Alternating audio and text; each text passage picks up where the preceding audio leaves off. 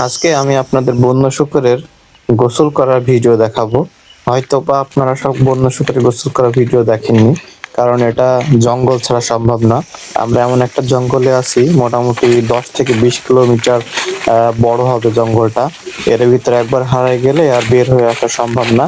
এটা একেবারে ইন্ডিয়ার ভিতরে সাথে যোগাযোগ আছে। আমরা একটা গর্তর কাছে চলে গেছি জঙ্গলের ভিতরে।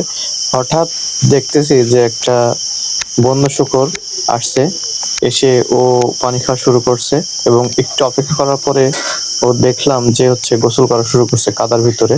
হয়তোবা মশা লাগে রাতে বা অন্য কিছু হইতে পারে, ওই কারণে, বা ওদের স্বভাব হতে পারে। তো দেখেন ভিডিওটা, ও কেমনে গোসল করে।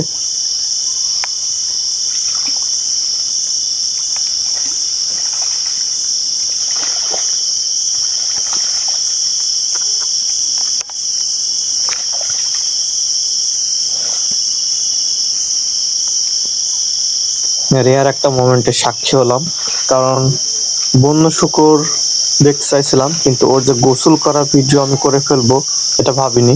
এটা আসলে একদম সন্ধ্যার পরে অন্ধকারের ভিতর ভিডিওটা করা, ওই জন্য ভিডিও কোয়ালিটি একটু খারাপ। এই জন্য সবার কাছে ক্ষমা প্রার্থী। ও গোসল করে চলে গেল, আর ও আসার আগে কিছু বানর পাইছিলাম, সে বানরের ভিডিও করে রাখছিলাম। এটা একটা বড় বানর, ও লাফালাফি করছিল। আর কিছু পাখি পাইছিলাম, দুইটাই অসাধারণ, দুইটা সুন্দর পাখি। এই পাখি লোকালয়ে পাওয়া যায় না, অনেক জঙ্গলে পাওয়া যায়। তারপরে দেখলাম যে একটা সবুজ ঘুঘু, অসাধারণ, মানে একে আমি জাস্ট ভালোবাসি। মানে আমার জীবনে প্রথম দেখা, মানে এর সাথে, এবং ভিডিও করতে পারছি, আমি অনেক হ্যাপি। আরো কাছে হলে ভালো হইতো।